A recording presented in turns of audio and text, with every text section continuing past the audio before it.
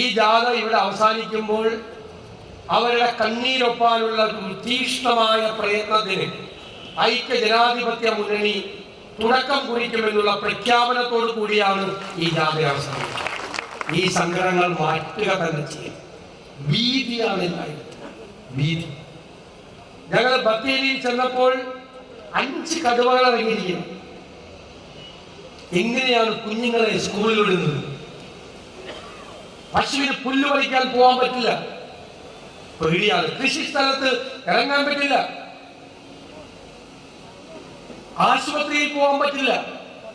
വീട്ടിൽ നിന്നൊരാൾ പുറത്തേക്ക് പോയാൽ തിരിച്ചു വരുന്നത് വരെ ആദിയാണ് കുടുംബത്തിലുള്ള എല്ലാവർക്കും. അവിടെ 9 കടുവകളെയാണ് 9 പേരെയാണ് കടുവകൾ കടിച്ചു കൊന്നത്.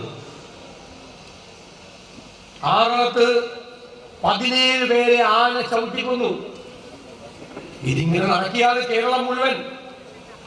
എന്നിട്ട് ഈ ഗവൺമെന്റ് ഈ 10 ദിവസം മുമ്പ് ഗവർണറുടെ നയപ്രഖ്യാപന പ്രസംഗത്തിൽ എഴുതി വെച്ചു. എന്താണെന്ന് അറിയാമോ? കേരളത്തിൽ വന്യജീവി ആക്രമണം കുറഞ്ഞു വരികയാണ്. ഞങ്ങൾ ചോദിച്ചു, നിങ്ങൾ ഏത് ഗ്രഹത്തിലാണ് നിങ്ങൾ ജീവിക്കുന്നത്? ഞങ്ങളുടെ ചോദ്യങ്ങൾക്ക് നിയമസഭയിൽ സർക്കാർ നൽകിയ ഉത്തരവുണ്ട്. അതിലെന്താ പറഞ്ഞിരിക്കുന്നത് അറിയാമോ? കഴിഞ്ഞ 6-7 വർഷം കൊണ്ട് 60,000-ത്തിലധികം വന്യജീവി ആക്രമണങ്ങളാണ് കേരളത്തിൽ നടന്നിട്ടുള്ളത്. 60,000-ത്തിലധികം. മരിച്ചത് എത്രയാണെന്ന് അറിയാമോ? 1000-ത്തിലധികം പേർ കൊല ചെയ്യപ്പെട്ടു.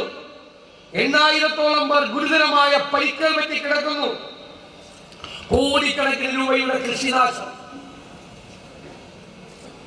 ചോദിച്ചു ഞങ്ങൾ മുഖ്യമന്ത്രിയോട്, വനം മന്ത്രിയോട്. മിണ്ടാട്ടമില്ല, എഴുതി വയ്ക്കാണ്.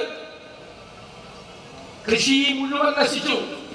മലയോരത്ത് മനുഷ്യർ ആദ്യം ചെയ്തിരുന്നത് കപ്പയും ചേനയും ചേമ്പും ഒക്കെ നടുകയാണ്. ഇപ്പൊ കിഴങ്ങ് കൃഷിയില്ല. പന്നി വന്ന് കുത്തി മലത്തിയാണല്ല. ആന വന്ന് വാഴ നശിപ്പിക്കും, കൃഷി നശിപ്പിക്കും. കുരങ്ങൻ വന്ന് നാളികേറി കൊണ്ടുപോകും മഞ്ഞിങ്ങ പരുവത്തിലാവുമ്പോൾ. മലയണ്ണാൻ വന്ന് ഫ്രൂട്ട് പ്ലാന്റ് മുഴുവൻ നശിപ്പിക്കും. ഞങ്ങൾ ആതിരപ്പള്ളിയിൽ പോയപ്പോൾ പറമ്പുകളിൽ നിന്ന് പ്ലാവ് വെട്ടിമാറ്റിയാണ്. ഇനി ചക്ക വേണ്ട, ചക്ക ഉണ്ടെങ്കിൽ ആന വരും. വാഴ കൃഷി ഉപേക്ഷിച്ചു. ഒരു തരത്തിലുള്ള കൃഷിയും നടക്കുന്നില്ല. അവിടെ ഓരോ സ്ഥലത്ത് വനാതിർത്തിക്കും 15 കിലോമീറ്റർ അകലെ ഒരു സ്കൂളിൽ മുഴുവൻ മൃഗങ്ങളാണ്. അവരുടെ സ്കൂളിലെ സിസ്റ്റേഴ്സ് വന്നു പറഞ്ഞു, ഞങ്ങൾ എന്ത് ചെയ്യും? ഇല്ലിത്തോടിൽ സ്കൂൾ കൂട്ടാൻ പോവാണ്. കാരണം ക്ലാസ്സിൽ നിന്ന് വൈകുന്നേരം 4 മണിക്ക് കുട്ടികളെ വിട്ട് കുട്ടികൾ ബസ് സ്റ്റോപ്പിൽ നിൽക്കുമ്പോൾ തൊട്ടപ്പുറത്ത് റോഡിനപ്പുറത്ത് ആന നിൽക്കുകയാണ്. എന്തു വേണമെങ്കിലും സംഭവിക്കാം.